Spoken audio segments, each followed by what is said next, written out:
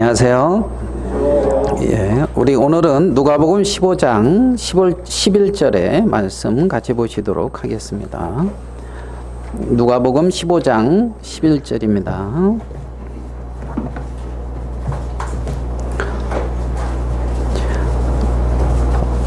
누가복음 15장 11절. 또 이르시되 어떤 사람에게 두 아들이 있는데 그 둘째가 아버지에게 말하되 아버지여 재산 중에서 내게 돌아올 분깃을 내게 주소서 하는지라. 아버지가 그 살림을 각각 나눠 주었더니 그 후 며칠이 안 되어 둘째 아들이 재물을 다 모아가지고 먼 나라에 가 거기서 허랑방탕하여 그 재산을 낭비하더니 다 없앤 후 그 나라에 크게 흉년이 들어 그가 비로소 궁핍한지라. 가서 그 나라 백성 중 한 사람에게 붙여 사니 그가 그를 들로 보내어 돼지를 치게 하였는데 그가 돼지 먹는 지연 열매로 배를 채우고자 하되 주는 자가 없는지라. 이에 스스로 돌이켜 이르되 내 아버지에게는 양식의 풍족한 품꾼이 얼마나 많은가. 나는 여기서 줄여 죽는구나. 내가 일어나 아버지께 가서 이르기를 아버지여 내가 하늘과 아버지께 죄를 얻었사오니 지금부터는 아버지의 아들이라 일컬음을 감당하지 못하겠나이다. 나를 품꾼의 하나로 보소서 하리라 하고 이에 일어나서 아버지께로 돌아가니라. 아직도 거리가 먼데 아버지가 그를 보고 측은히 여겨 달려가 목을 안고 입을 맞추니 아들이 이르되 아버지 내가 하늘과 아버지께 죄를 지었사오니 지금부터는 아버지의 아들이라 일컬음을 감당하지 못하겠나이다 하나 아버지는 종들에게 이르되 제일 좋은 옷을 내어다가 입히고 손에 가락지를 끼우고 발에 신을 신기라. 그리고 살진 송아지를 끌어다가 잡으라. 우리가 먹고 즐기자. 이 내 아들은 죽었다가 다시 살아났으며 내가 잃었다가 다시 얻었노라 하니 그들이 즐거워하더라. 맏아들은 밭에 있다가 돌아와 집에 가까이 왔을 때에 풍악과 춤추는 소리를 듣고 한 종을 불러 이 무슨 일인가 물은데 대답하되 당신의 동생이 돌아왔음에 당신의 아버지가 건강한 그를 다시 맞아들이게 됨으로 인하여 살진 송아지를 잡았나이다 하니 그가 노하여 들어가고자 하지 아니하거늘 아버지가 나와서 권한대 아버지께 대답하여 이르되 내가 여러 해 아버지를 섬겨 명을 어김이 없거늘 내게는 염소 새끼라도 주어 나와 내 벗으로 즐기게 하신 일이 없더니 아버지의 살림을 장녀들과 함께 삼켜버린 이 아들이 돌아오매 이를 위하여 살진 송아지를 잡으셨나이다. 아버지가 이르되 너는 항상 나와 함께 있으니 내 것이 다 내 것이로되 이 동생은 죽었다가 살아났으며 내가 잃었다가 얻었기로 우리가 즐거워하고 기뻐하는 것이 마땅하다 하니라. 우리 32절 말씀까지 이렇게 읽어드렸습니다. 누가복음 15장 이 11절에서부터 32절의 이 아버지와 이 아들에 대한 이 비유는 아마 다 잘 알고 계시리라 생각이 됩니다. 오늘 읽은 이 말씀에는 여러 등장인물이 나옵니다. 먼저 이제 아버지 나오죠. 아버지. 그 다음에 누가 나옵니까? 큰아들. 그 다음에 둘째 아들. 그 다음에 종, 그 다음에 뭐요? 품꾼, 뭐 이렇게 이제 나옵니다. 그래서 오늘 읽은 말씀에는 이제 그러한 아버지와 큰아들, 둘째 아들, 품꾼, 종들, 뭐 이런 이제 등장인물이 나와요. 여기서 우리가 이제 이들을 좀 살펴보면 아버지는 이렇게 좀 뒤로 놓고 큰아들은 어떻게 보면 성실하고 책임감이 있는 아들이다. 어떤 이런 느낌이 들어요. 뭐 여러분 인정하든 안 하든 저는 그런 느낌이 듭니다. 성실하고 책임감이 있다. 우리 이제 앞에 앉은 강영진님들 같은 이제 그런 어떤 느낌이 들어요. 성실하고. 그 둘째 아들은 좀 어떤 느낌이 듭니까?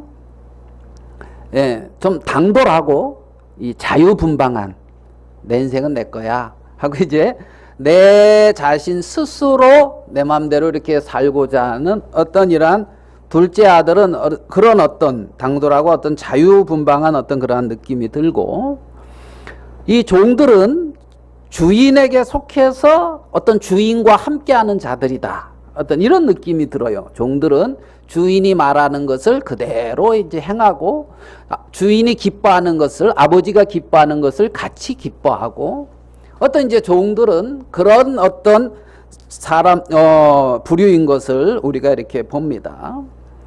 품꾼은 이제 종과는 또 다르죠. 품꾼들은 자기 집이 있어요. 가족들이 있고, 그러면서 이제 어떤 그러한 일하는 곳에 얼마 정도의 삭스를 받아서 이제 가서 일을 하는 사람들이 품꾼이죠.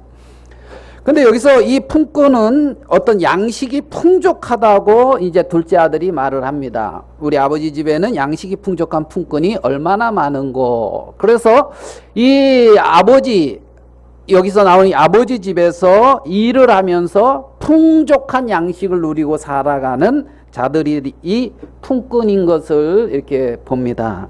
그래서 이 아버지 집에는 이러한 어떤 네 부류의 사람들이 이렇게 등장하고 있는데, 여러분은 누구이면 좋을 것 같습니까? 이 네 부류 중에 나는 어느 부류에 속할까? 뭐 성경에 있는 얘기랑 나랑 이렇게 좀 연관을 줘볼 때 나는 누구랑 가까운가? 이런 한번 생각을 해볼 때 여러분은 누구랑 가까운 것 같습니까?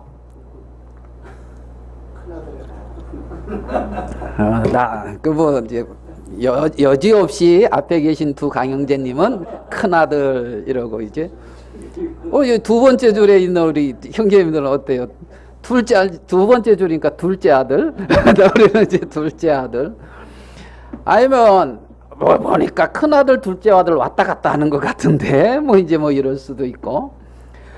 우리는 여기서 이제 우리 잘 아는 말씀인데, 여기서 이제 우리가 어떤 하나님은 이 비유를 통하여 우리에게 교훈을 주시는 것을 이렇게 봅니다.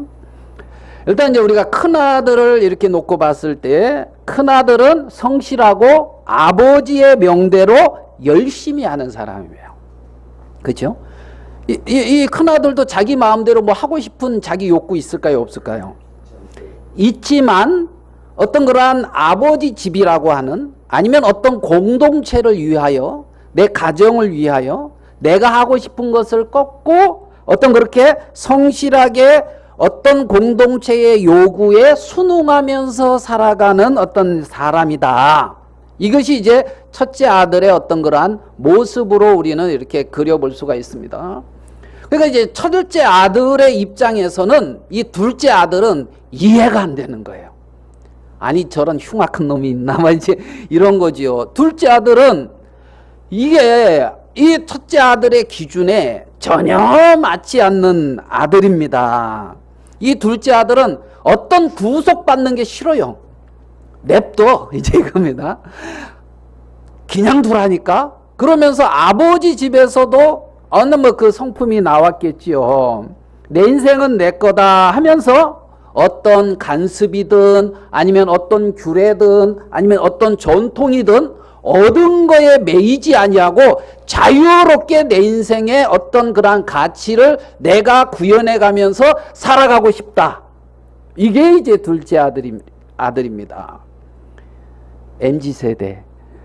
요즘 이런 어떤 둘째 아들의 모습을 봅니다. 당돌하지요. 둘째 아들이 어느 날 말합니다. 아버지, 어차피 돌아가실 건데 재산을 나눠주세요. 살아계실 때. 이러는 거예요.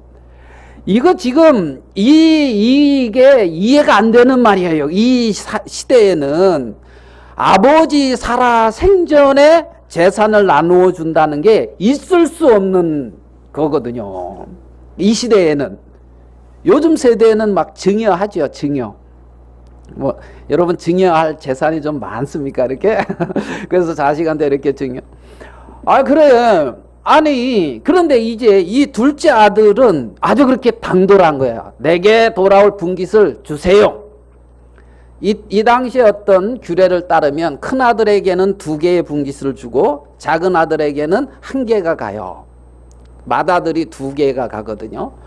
그러니까 이제 큰 아들은 3분의 2의 재산을 가졌을 거고 작은 아들은 3분의 1의 재산을 가졌을 겁니다. 아마 이렇게 각각 나누어 주었더니 했으니까. 그래서 이제 이 아들이 이제 그 재산을 가지고 둘째 아들은 먼 나라로 속히 떠나갑니다. 며칠이 못 돼서.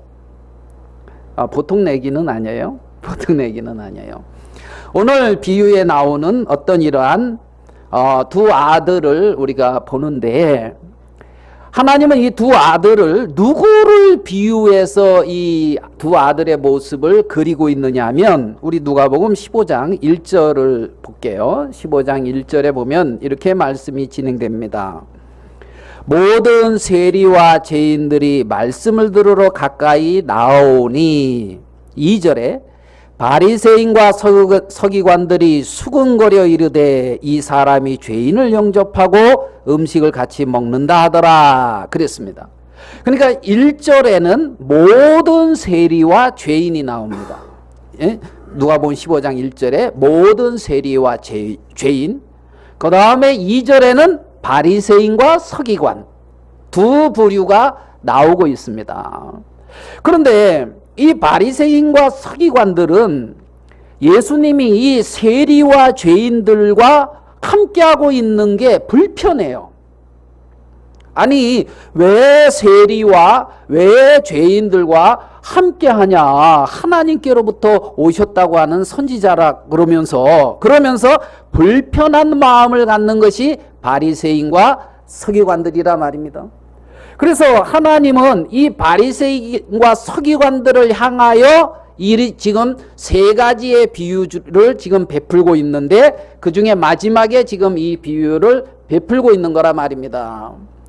여기서 서기관과 바리새인들은 세리와 죄인들을 향하여 무슨 마음을 가지고 있습니까? 불편한 마음을 가지고 있단 말입니다. 자, 맏아들이 오늘 읽은 말씀에서 맏아들이 둘째 아들을 향하여 어때요? 불편하지요. 뭐 이런 놈이 다 있어. 그 재산 가지고 가서 먼 나라에 가서 허랑방탕하고 다 허비하고, 그래서 아버지가 그 돌아온 아들을 향하여 이렇게 잔치를 베풀고 송아지를 잡고 하는 것을 도저히 이해가 됩니까? 안 됩니까? 이해할 수가 없어요. 용납할 수가 없단 말입니다. 그래서 여기서 맏아들의 그림자는 이 바리새인과 서기관들이라 이렇게 생각이 되고, 그 둘째 아들은 모든 세리와 죄인들이다, 이렇게 이제 우리가 이 비유를 통해서 생각해 볼 수가 있습니다. 그러면 이런 일이 지금 여기에만 일어나느냐, 우리 한번 한 구절을 더 찾아보게요. 마태복음 9장으로 한번 가봐요. 마태복음 9장 9절입니다. 마태복음 9장 9절. 마태복음 9장 9절. 제가 한번 읽겠습니다. 예수께서 그곳을 떠나 지나가시다가 마태라 하는 사람이 세간에 앉은 것을 보시고 이르시되 나를 따르라 하시니 일어나 따르니라. 자, 10절입니다. 예수께서 마태의 집에서 앉아 음식을 잡수실 때에 많은 세리와 죄인들이 와서 예수와 그의 제자들과 함께 앉았더니 그랬죠. 여기도 보니까 많은 세리와 죄인, 누가복음 15장 1절에 나오는 그 장면이 똑같이 표현되고 있죠. 거기에 앉았더니 11절에 바리새인들이 보고 그의 제자들에게 이르되 어찌하여 너희 선생은 세리와 죄인들과 함께 잡수시느냐. 누가복음 15장 2절에 서기관과 바리새인들이 하는 모습과 똑같은 모습이 또 11절에 기록되고 있죠. 맞습니까? 그러니까 누가복음 15장에 일어났던 이 일은 처음 일어난 일이 아니라 예수님의 초창기에 마태복음 9장에서도 일어났던 일이라는 겁니다. 일어났던 일이라는 거예요. 동일하게 일어났던 일이라는 겁니다.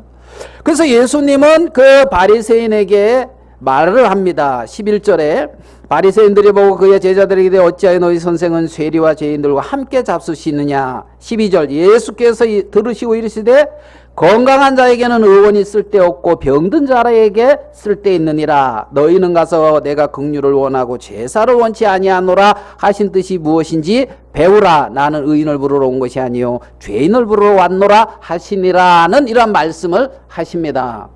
그러니까 예수님은 나는 죄인을 부르러 왔다. 의인을 부르러 온 것이 아니다. 그러면서 건강한 자에게는 의원이 쓸데있다 없다? 없지요. 병든 자에게라야 쓸데있다. 그 당연한 얘기 아닙니까? 당연한 얘기예요. 이 얘기를 하면서 의원이 필요한 사람은 병든 자다. 병든 자. 병든 자에게 의원이 필요하다. 그러면 지금 내가 영적으로 병든 자냐 건강한 자냐 뭐 이런 것을 하나님의 말씀 앞에 따져봐야 되는데, 지금 하나님 앞에서 정확히 자기의 어떤 영적인 상태나 영적인 어떤 모습을 정확히 짚고 넘어가지 아니하니까 똑같은 일이 누가복음 15장에도 반복되고 있다는 겁니다. 무슨 말씀인지 이해되시죠? 똑같은 일이. 그러면 하나님 앞에서 내가 나의 어떤 영적인 어떤 추구하는 방향이나 영적인 어떤 그러한 상태를 하나님의 말씀 앞에서 정확히 그것을 딱 집어보고 내 자신이 어떠하구나 이것을 발견하고 나를 돌이키지 않는 한 똑같은 일을 계속적으로 반복할 수밖에 없다는 겁니다.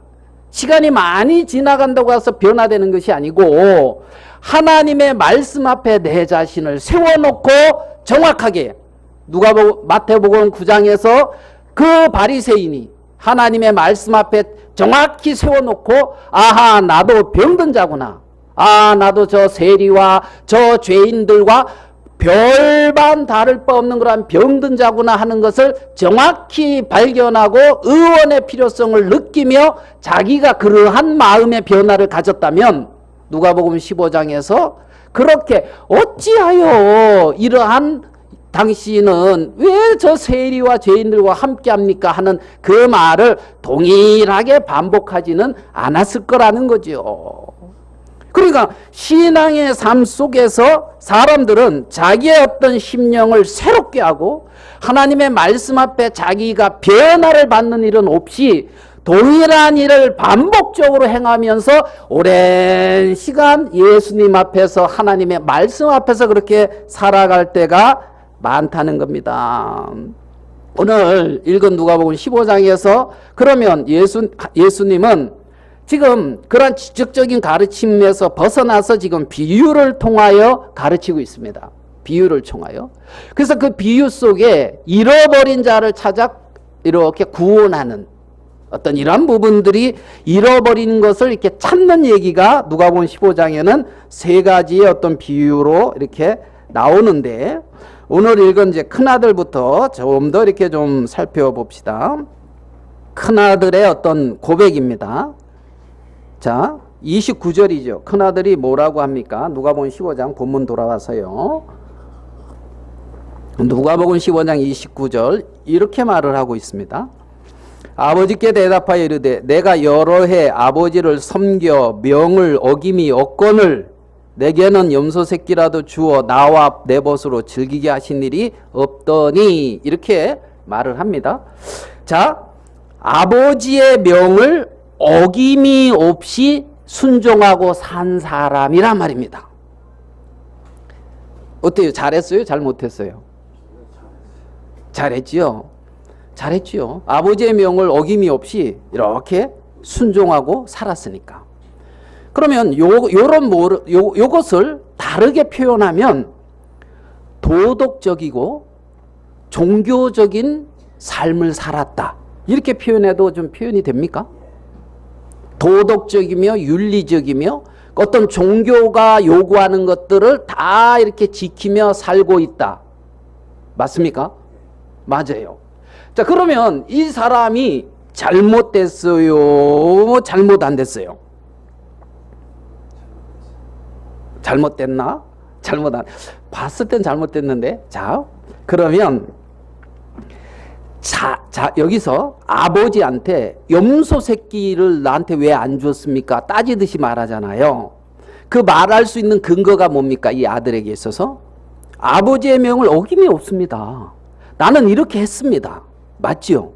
그러니까 이 아들이 자기가 어떤 존재의 가치와 근거가 뭐냐면 아버지의 명을 어김이 없습니다. 나는 말씀대로 이렇게 잘 지켜 행했습니다. 이러한 것에 자기의 가치와 존재의 어떤 근거를 가지고 아버지에게 요구하고 있다는 겁니다. 이해되십니까? 그러니까 나는 명을 어겨 성실하고 도덕적이고 종교적이고 아버지 난 이러한 삶을 살았습니다. 내게 왜 그런데 염소새끼 안 주고 왜 염소새끼도 안 주고 저렇게 내가 볼 때 형편없거든요. 저 사람. 근데 형편없는 저 사람은 송아지 잡아두듯이 일이 잘 돼. 이해되십니까? 나는 열심히 그래도 나름대로 섬긴다고 섬겼는데 나는 어렵고 내가 볼 때 저 형편없는 죄송합니다. 저놈은 형편없는 저놈은 아이 뭐 축복받는 것 같아. 여러분 그러면 우리말로 꼭지가 돈다 이렇게 이제 저 속된 말로 그러죠. 이게 성질이 납니까 안 납니까? 그게 큰아들이라는 겁니다. 그게 큰아들의 마음이라는 겁니다. 그러니까 큰아들은 뭘 보고 있습니까? 자신이 행한 행위를 근거로 해서 요구하고 있는 게 큰아들의 모습이란 말입니다. 큰아들의 모습은. 그러니까 이런 어떤 그러니까 자신의 어떤 기준이나 자신의 어떤 틀에서 벗어난 사람을 받아들이기가 굉장히 거북해요. 알겠어요? 짜증이 나요. 그러니까 쉽게 말하면 내 기준, 내 틀, 이런 어떤 딱 거기서 벗어나는 어떤 사람을 마음에 받아들이는 데 있어서는 굉장히 어려운 거예요. 그러니까 어떻게 되는지 압니까? 안 먹으면 안 먹었지, 내 안 들어갑니다. 이렇게 되는 거예요. 내가 안 하면 안 했지. 내가 그거 취하지 않으면 안 취했지. 이게 도저히 받아들일 수 없는 마음이란 말입니다. 그러면 아니 이렇게 살면 잘못됐다면 그러면 둘째 아들처럼 막 살라는 겁니까? 뭐 이렇게 허랑방탕하니 막 이렇게 살아가지고 뭐 이러라는 얘기입니까? 그거는 또 아니에요. 그 말은. 그 부분은 이제 조금 나중에 좀 살펴봅시다. 그러면 이제 첫째 아들의 어떤 마음의 모습을 우리가 좀 봤어요.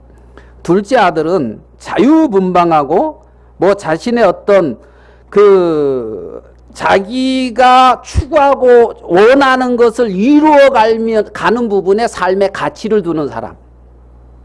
이해됩니까? 망했는데?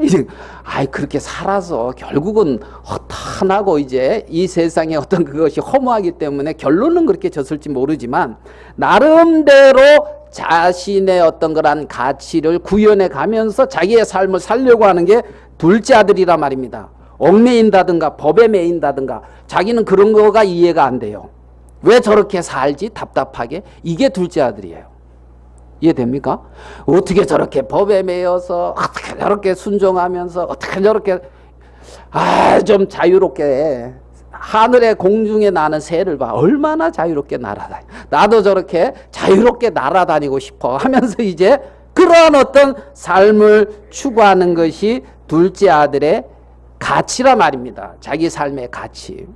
그래서 자신의 뜻대로 자유분방하게 살아가려고 하는데 잘 안 되네. 그게 잘 안 되네. 그래가지고 꺾여서 결국은 아버지에게로 이제 돌아온 어떤 그러한 모습이 이제 둘째 아들의 모습이죠. 그 둘째 아들을 향하여 아버지는 이렇게 말을 합니다. 자, 24절로 가봅시다. 24절. 이 내 아들은 죽었다가 다시 살아났으며 내가 잃었다가 다시 얻었노라 하니 그들이 즐거워하더라. 여기 보면 그들이는 누구냐면 종들입니다. 그러니까 아버지가 즐거워하는데 아버지의 말을 들은 종들은 똑같이 아버지의 마음과 같이 즐거워합니다.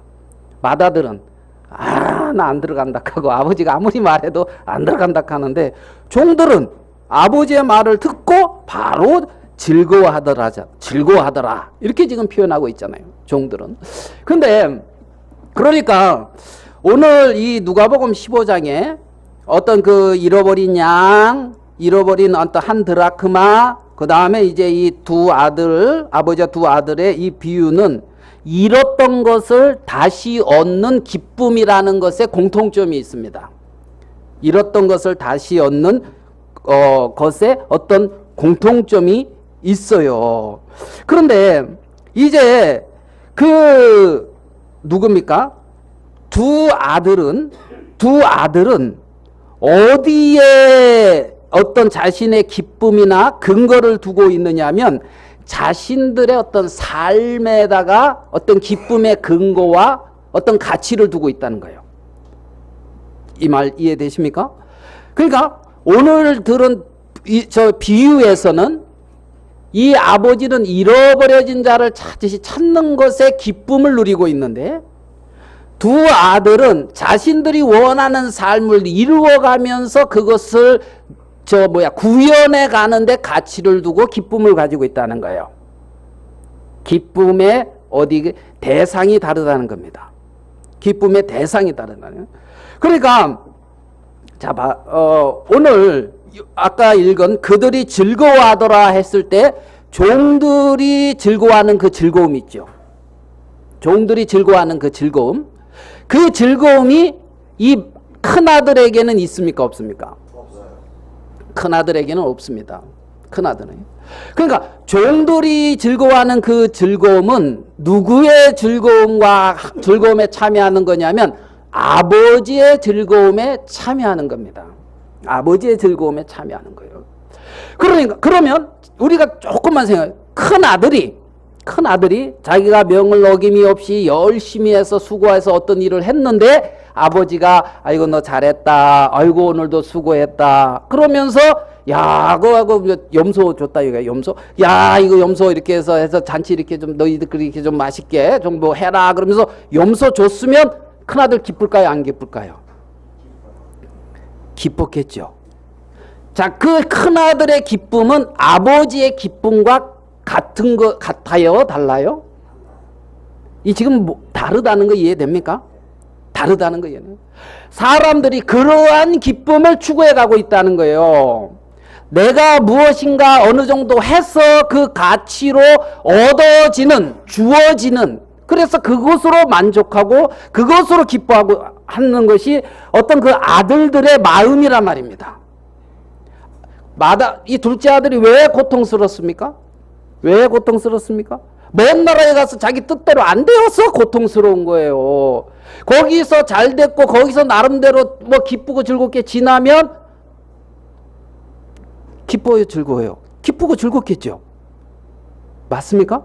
기쁘고 즐겁지만 아버지의 기쁨과는 상관이 없다 말입니다. 아버지의 기쁨과는 상관이 없다 말입니다. 그러니까 많은 사람들이 추구하고 자기가 기뻐하고 즐거워하는 근거가 출발점이 다르다는 겁니다. 정말 아버지에게서 나오는 것으로 기뻐하는 사람과 자기의 어떤 수고나 자기가 어떤 가치 있게 여기고 자기의 어떤 존재 근거로 삼는 것을 이루어가는 데서 얻는 기쁨과 아버지가 기뻐하는 그 기쁨에 같이 참여하는 기쁨과 다르다는 겁니다. 다르다는 거예요. 그래서 이 15장 24절에 그들이 즐거워하더라 하는 이것은 주인의 즐거움이 자신의 즐거움이 되는 이 상태를 말하고 있는 거예요. 주인의 즐거움이 자신의 즐거움이. 그런데 15장 32절 읽어볼게요. 이 내 동생은 죽었다가 살아났으며 내가 잃었다가 얻었기로 우리가 즐거워하고 기뻐하는 것이 마땅하다. 24절과 32절의 말이 같습니까? 안 같습니까? 같아요. 같은 말을 해요. 이 내 아들은 죽었다가 살았으며 잃었다가 얻었다. 24절에 종들에게 하는 말이나 32절에 큰아들에게 하는 말이 똑같아요? 안 똑같아요? 똑같죠? 똑같은데 24절에는 그들이 즐거워하더라 이게 있는데 32절에는 물음표예요. 그 다음에 답이 없어요.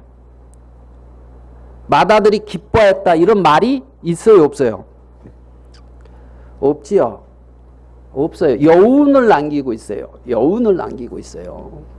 그러니까 지금 아버지는 이 맏아들을 네가 기뻐하는 게 마땅하다는 것을 어떻게든 이렇게 설득을 하는데 잘 설득이 안 되는 어떤 이러한 모습을 우리는 볼 수가 있다는 거지요. 그래서 형의 어떤 그러한 마음은, 형의 마음은 아버지와는 멀리 떨어져서 도덕적이고 종교적이면서 그러한 어떤 삶을 살고 거기에 가치를 부여하면서 만족하는 삶을 사는 게 맏아들이라는 겁니다. 맏아들. 우리가 자 조금만 더 생각해 봅시다. 오늘 세 가지 비유에서는 잃어버리는 것을 찾는 것에 공통점이 있다 그랬죠. 자, 그러면 첫 번째 잃어버려진 상태를 생각해 봅시다. 잃어버려진 상태에서 어떤 마음이 나오겠습니까? 염려, 잃어버려진 상태입니다. 염려, 두려움, 근심, 불안, 걱정, 이런 게 나옵니다. 맞습니까? 이 상태는 어떤 상태? 잃어버려진 상태라는 겁니다. 잃어버려진 상태에서 그 열리는 열매가 근심, 걱정, 불안, 염려, 부족. 이게 잃어버려진 상태에서 열리는 마음의 열매라는 겁니다. 자, 그러면 찾아진 상태에서 열리는 마음은 뭡니까? 얻어지는 마음은 뭡니까? 찾아진 상태. 기쁨, 즐거움, 그렇죠? 만족. 이런 게 이제 찾아진 상태에서 열리는 마음입니다. 열매입니다. 맞습니까? 그러니까 잃어버려진 상태와 찾아진 상태가 전혀 다르단 말입니다. 전혀 다르. 그러면 우리가 내 마음에 열리는 열매를 한번 보면은 내 마음에 근심, 불안, 부족, 걱정 이런 게 열리고 있다. 이러면 잃어버려진 상태라는 거예요. 잃어버려진 상태라는 거예요. 근데 내 마음에 감사, 기쁨, 알겠습니까?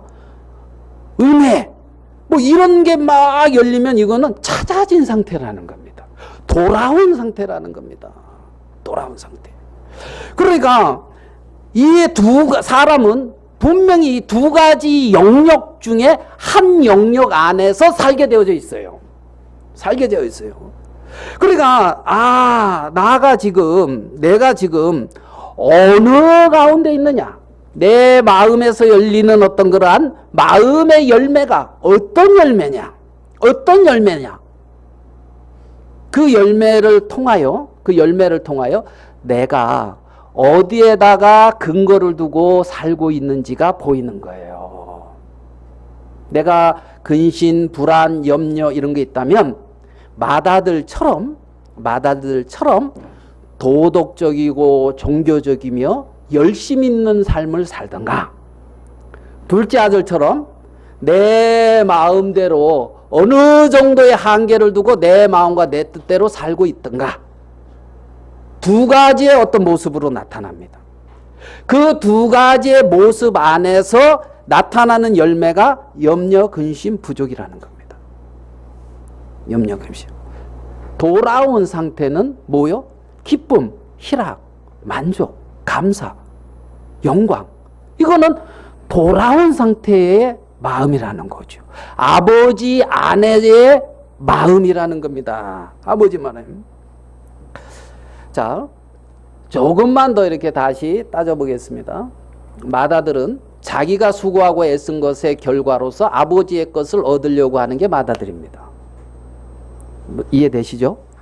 둘째 아들은 아버지가 주신 것을 가지고 자기 마음대로 자기 뜻대로 살아가려고 하는 게 둘째 아들입니다. 둘째 아들. 아버지가 주신 은혜는 있습니다. 아들이라는 권세도 있습니다. 아버지가 주신 은혜와 아들의 권세를 가지고 내 마음과 원하는 대로 살아가는 게 둘째 아들의 모습이란 말이에요. 이해되시죠? 둘째 아들이 그렇습니다. 그래서 그들은 자기가 원하는 것이 이루어지고 자기 뜻이 펼쳐지는 것에서 만족과 거기에서부터 어떤 인생의 어떤 가치를 부여하려고 하는 게 둘째 아들인 거예요. 그게 둘째 아들인 거예요. 동일하게 열매는 부족이란 말입니다. 궁핍이고 염려고 근심이라는 겁니다. 그러니까 내가 아버지와 연결되어 있지 않고 떨어져 있으면서 나올 수 있는 모양이 그 두 가지 모양 중에 한 모양에 내가 서 있다는 겁니다. 그냥 종교적인 삶을 살던가 아니면은 어느 정도의 모양만 가지고 내 맘대로 살던가 뭐 이런 식의 모양이죠. 그러면 이들이 추구하고 있는 게 뭐냐 하면 눈에 보이는 소유입니다. 아버지의 것을 얻고자 하는 눈에 보이는 소유입니다. 눈에 보이는 소유. 이들이 추구하고 있는 것이 뭐냐면 어떤 눈에 보이는 아버지의 어떤 재산을 얻고자 하고 있잖아요. 눈에 보이는 어떤 세계를 추구하고 있다는 겁니다. 자, 우리 한번 봅시다. 고린도후서 4장에 있는 말씀을 가서도 보겠습니다. 고린도후서 4장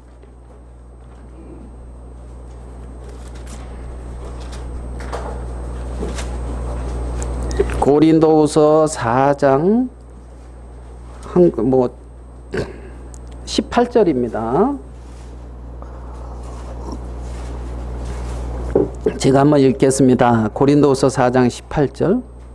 우리가 주목하는 것은 보이는 것이 아니요 보이지 않는 것이니 보이는 것은 잠깐이요 보이지 않는 것은 영원합니다. 그랬습니다. 여기에 말씀해 보니까 우리가 주목하는 것은 보이는 것이 아니요 보이지 않는 거라는 겁니다. 그런데 이 둘째 아들과 이 큰 아들이 주목하는 것은 보이는 세계란 말입니다. 아버지의 어떤 소유, 아버지의 그 재산을 내게 나누어 달라고 눈에 보이는 소유를 지금 추구하고 있잖아요. 제 말 지금 이해되시죠? 예? 그러니까 이들이 주목하는 것은 보이는 것이란 말입니다. 보이는 것. 자, 그러면 조금만 더 생각해 봅시다. 아담과 하와가 선악을 알게 하는 나무의 실과를 따먹고 눈이 밝아졌죠. 어느 눈이 밝아졌습니까? 선악을 알게 하는 눈을 열매를 딱 먹고 눈이 밝아졌어. 어떤 눈이? 자기를 보는 눈, 눈에 보이는 세계를 보는 눈, 이게 밝아졌단 말이에요. 보이지 않는 하나님의 세계나 영적 세계를 보는 눈이 밝아진 게 아니고 육체의 세계를 보는 눈이 눈에 보이는 세계를 보는 눈이 밝아졌단 말입니다. 그러니까 기본 DNA가 인간의 기본 DNA가 보이는 것을 보고 판단하는 것에 익숙한 게 인간이라는 거예요. 그게 진리인 것처럼 쉽게 판단한단 말입니다. 아버지가 얘야 들어가자, 둘째 아들은 죽었다가 살아났고 잃었다가 얻었다 그러면서 들어가자 그래도 아버지 나는 아버지 명을 어김이 없고 말이야 아버지 말씀대로 다 했는데 아니 나한테는 염소 새끼 한 마리 안 주고 아니 저 창기와 함께 그 재산 다 허비한 저 아들한테는 말이야 송아지 잡고 이게 말이 됩니까? 이러면서 도저히 용납할 수 없다는 거지. 뭘 보고 있습니까? 뭘 보고? 그가 보고 있는 것은 아버지의 은혜와 사랑의 세계가 아니에요. 그 아들을 사랑하고 그 아들에게 값없이 아버지의 것을 주고자 하는 어떤 그러한 은혜의 세계, 아버지의 은혜와 아버지의 사랑에 그 보이지 아니하는 그 세계를 보는 것이 아니라 송아지 잡았네, 좋은 옷 입혔네 하는 눈에 보이는 그 세계를 주목하고 있다는 겁니다. 우리가 돌아보는 것은, 우리가 주목하는 것은 보이는 것이 아니라 보이지 않는 거라는 거예요. 보이는 것은 아버지의 소유고 보이지 않는 것은 아버지의 은혜와 사랑입니다. 아멘 됩니까? 우리가 돌아봐야 되는 것은, 우리가 주목해야 되는 것은 그러한 아버지의 은혜와 아버지의 사랑이라는 겁니다. 아버지의 은혜와 아버지의 사랑. 하나님의 은혜로 값없이 주어지는 세계, 하나님의 사랑으로 값없이 얻어지는 세계, 거기를 주목해야 되는데 많은 사람들은 그 아버지의 은혜와 사랑에서부터 떠나 눈에 보이는 세계를 주목하고 있다는 겁니다. 자, 우리 디모데전서 1장으로 조금만 더 가서 봅시다. 디모데전서 1장입니다.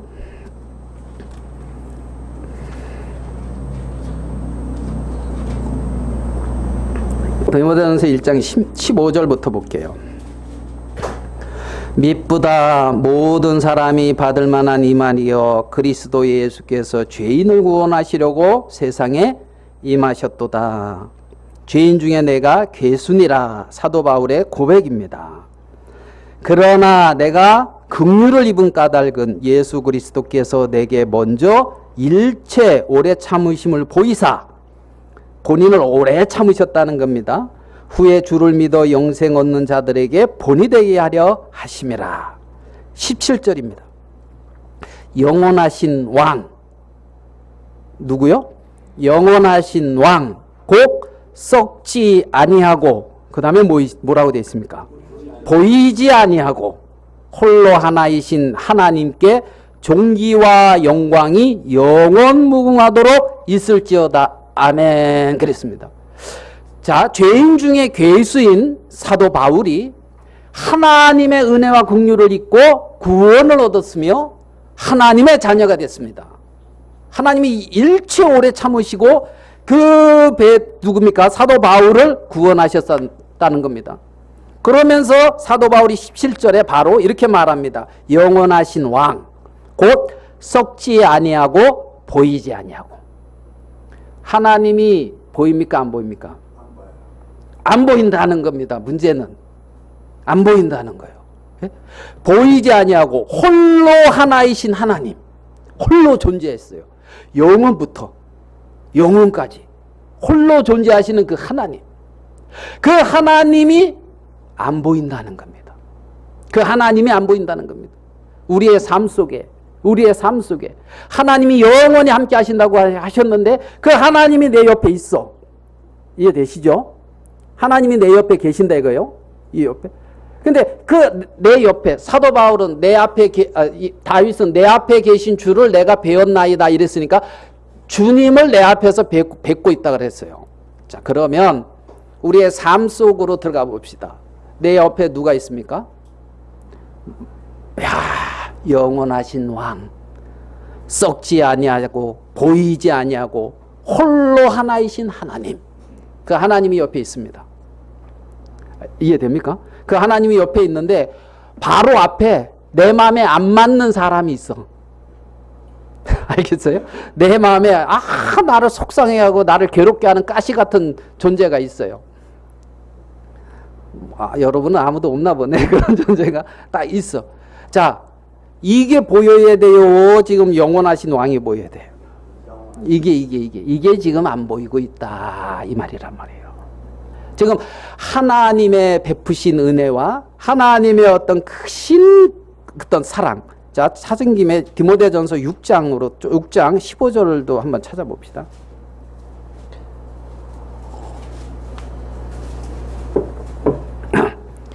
(6장 15절) 기약이 이르면 하나님이 그의 나타나심을 어떻게 해요?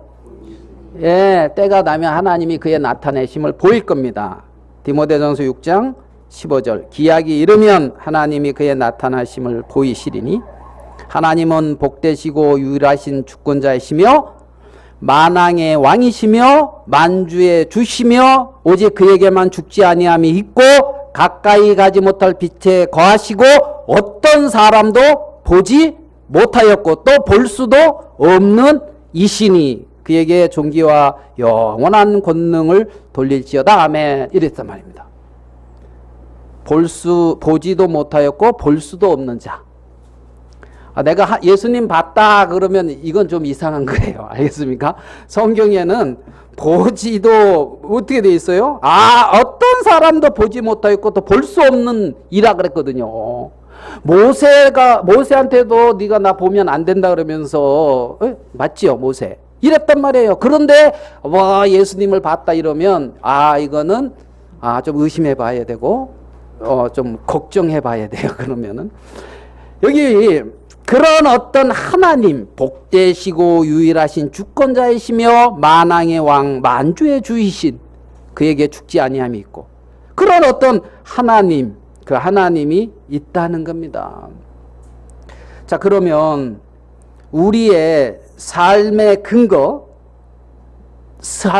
근거를 어디에 둬야 되느냐 하면 이 하나님에게 둬야 된다는 거예요.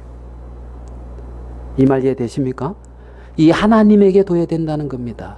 나의 경건한 삶, 나의 어떤 종교적인 삶, 아니면은 나의 어떤 그러한 내 인생의 어떤 그러한 가치를 부여하면서 이루고자 하는 어떤 그런 것들에 내 인생의 근거를 둬야 되는 게 아니고 이 하나님에게 내 인생의 근거를 두어야 되며, 그 하나님의 은혜와 그 하나님의 사랑이 나의 기쁨의 근거가 되어야 된다는 겁니다. 그래서 이 종들이 이에 기뻐하느라 이 기쁨에 같이 참여하게 되는 거예요. 종들이 이에 기뻐하느라 하는 그 기쁨에. 그러니까 내 인생의 근거가 이러한 보이지 아니하시고 영원하신 만왕의 왕이시며 주이신 그 하나님이 내 존재의 근거며 내 삶의 가치여야 한다는 거예요. 아멘 됩니까? 그 안에서. 그래서 하나님의 은혜와 그 하나님의 사랑이 나의 기쁨인 거예요. 그거는 영원히 변치 않습니다. 영원히. 눈에 보이는 물질 세계는 변해질 수가 있습니다.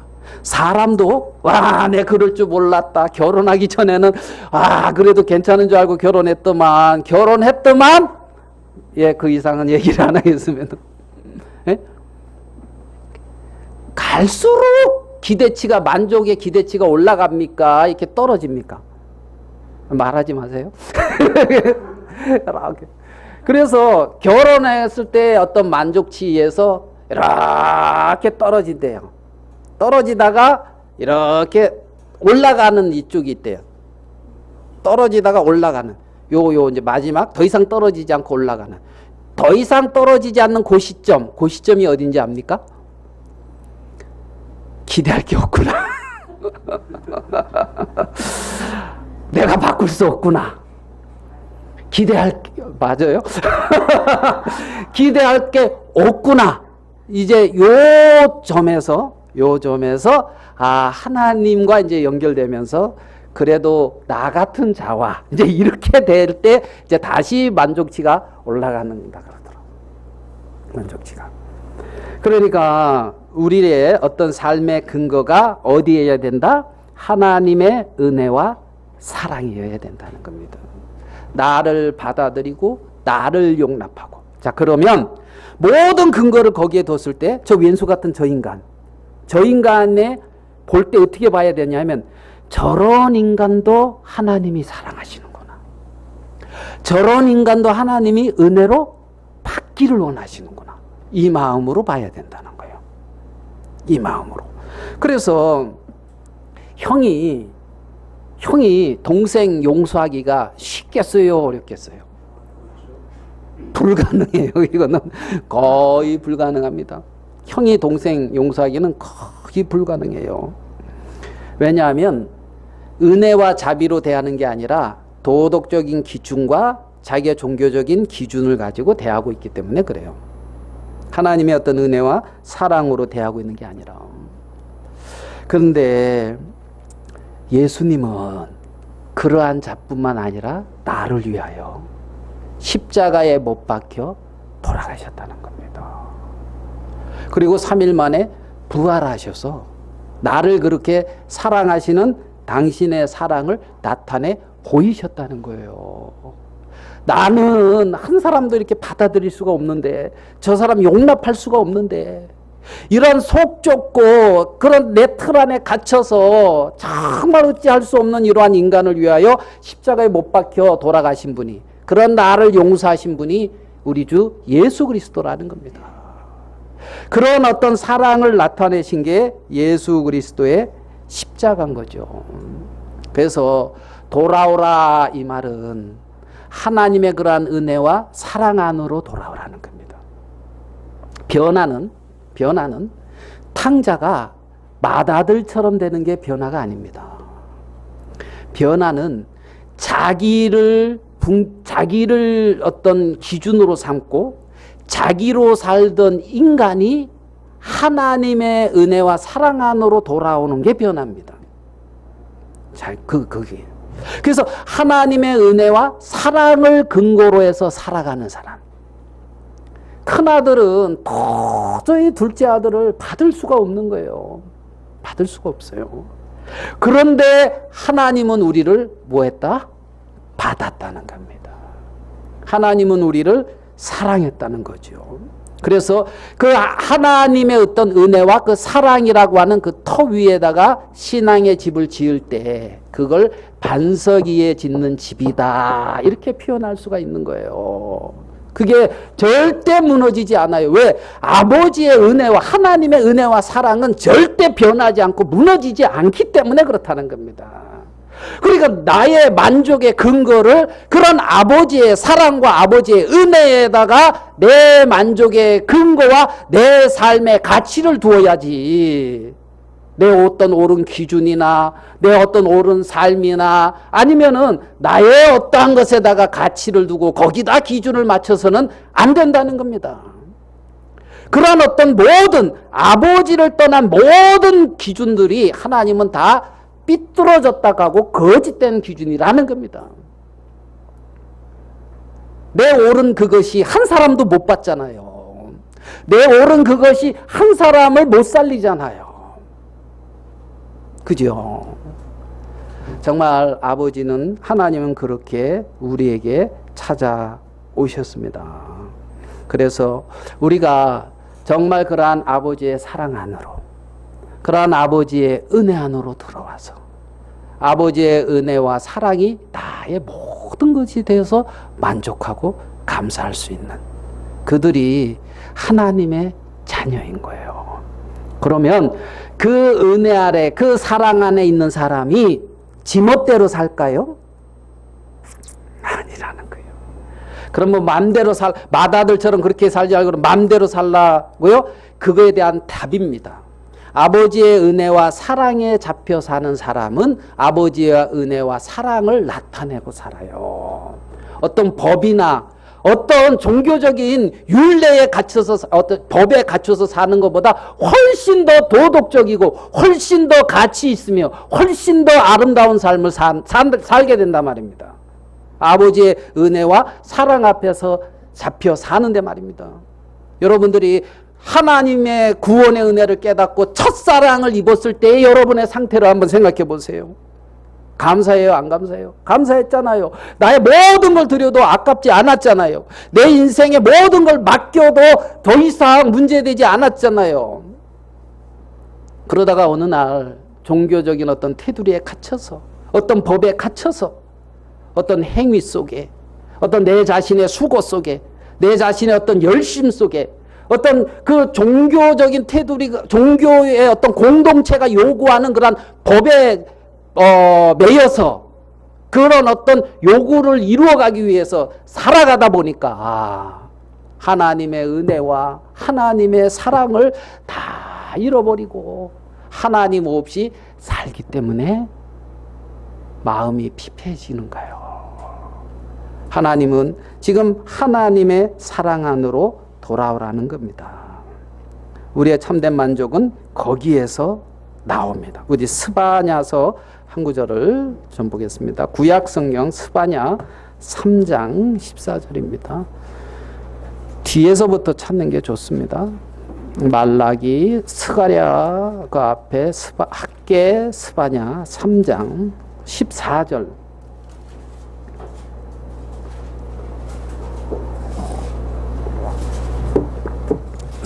스바냐 선지자는 이렇게 말합니다. 14절 시온에 따라 노래할지어다 이스라엘아 기쁘게 부를지어다 예루살렘 따라 전심으로 기뻐하며 즐거워할지어다 여호와가 내 형벌을 어떻게 해요? 예, 너의 어떤 형벌받을 모든 걸 제거했다는 겁니다. 내 원수를 쫓아냈으며 이스라엘 왕 여호와가 내 가운데 계시니 내가 다시는 화를 당할까 두려워하지 아니할 것이라. 그 나라의 사람이 예루살렘을 이르기를 두려워하지 말라. 시온아 내 손을 떨어뜨리지 말라. 너희 하나님 여호와가 너희 가운데 계시니 그는 구원을 베푸실 전능자시라. 그가 너로 말미암아 기쁨을 이기지 못하시며. 하나님이 여러분으로 인하여 기쁨을 이기지 못한다고 말씀하여 너를 잠잠히 사랑하시며 너로 말미암아 즐거이 부르며 기뻐하시리라 하리라. 내가 절기로 말미암아 근심하는 자들을 모으리니 그들은 내게 속한 자라. 그들에게 지어진 짐이 치욕이 되었느니라. 그때 내가 너를 괴롭게 하던 자를 다 벌하고 저는 자를 구원하며 쫓겨난 자를 모으며 온 세상에서 수여받는 자에게 칭찬과 명성을 얻게 하리라.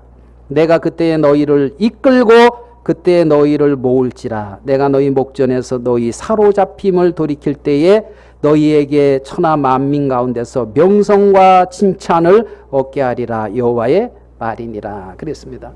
너희 가운데 누가 계시다? 하나님이 계시다. 하나님이 즐거워한다는 겁니다. 하나님이. 여러분들을 이 아버지가 둘째 아들을 돌아온 걸 인하여 기뻐합니까? 안 기뻐합니까? 굉장히 기뻐하고 즐거워했죠. 그런 것처럼 하나님은 그리스도의 구속 안으로 들어온 하나님의 자녀들을 굉장히 기뻐하고 즐거워합니다. 하나님은 이렇게 기뻐하고 즐거워하는데 송아지를 잡아라, 좋은 옷을 내놓아라, 가락지를 끼워라, 잔치하자 그러면서 기쁘고 즐거워하는데 맏아들은 뭡니까? 하고 이제 불평하고 있고 어떤 아버지의 기쁨과 즐거움에 참여하지 못하고 있다는 거지요. 왜 그렇습니까? 아버지에게 근거를 안 두는 삶, 아버지의 은혜와 사랑에 근거를 두지 않는 삶, 거기에 가치를 두지 아니하고 다른 것에 가치를 두고 살아가는 모든 삶 속에서 그렇게 원망과 불평이 나오는 거예요. 지금 둘째 아들, 맏아들, 아버지는 다 사랑합니다. 다 사랑해요. 잔치하고. 아버지는 맏아들에게 그럽니다. 내 것이 다 내 것이로 돼. 내 것이 다 누구 거라고요? 내 거다. 내 것이 다 내 거다. 내가 너에게 다 주었다. 그게 아버지의 마음입니다. 그게 우리를 향한 하나님의 마음입니다. 우리의 인생 속에 그런 아버지의 어떤 사랑과 그 아버지의 은혜, 그 영원하신 왕, 썩지도 아니하고 홀로 한 분이신 그 하나님, 그분에게 나의 삶의, 내 인생의 모든 근거를 그분에게 두고 그 모든 부분을 그 기준과 어떤 그러한 마음에 새롭게 된 그 마음으로 모든 걸 보면서 그 안에서 하나님께 영광을 돌리고 하나님으로 말미암아 살게 되기를 바라는 겁니다. 그렇게 마음이 변화되어지면 어찌하여 이 말이 안 나오게 되는 거예요. 어찌하여. 마태복음 9장의 바리새인들이 어찌하여 누가복음 15장에서 동일하게 그 말을 하는 것은 정확히 자신이 병든 자요, 자신이 잃어버려진 자라는 것을 못 발견했기 때문에 그렇다는 겁니다. 지금 내가 주목하고 있는 세계가 하나님이 말씀하시는 그 세계를 주목하고 있는 게 아니라 다른 것을 주목하고 있는 그 관점에서 관점을 완전히 돌이키고 변해서 정말 나를 누구보다도 사랑하고 나와 영원히 함께하고 싶어 하셔서 영원한 예비된 처소를 거처를 예비하고 계시는 그 하나님께 모든 근거를 둬서 감사하고 기뻐하는 우리가 되기를 바랍니다. 말씀은 여기까지 마치도록 하겠습니다. 우리 찬송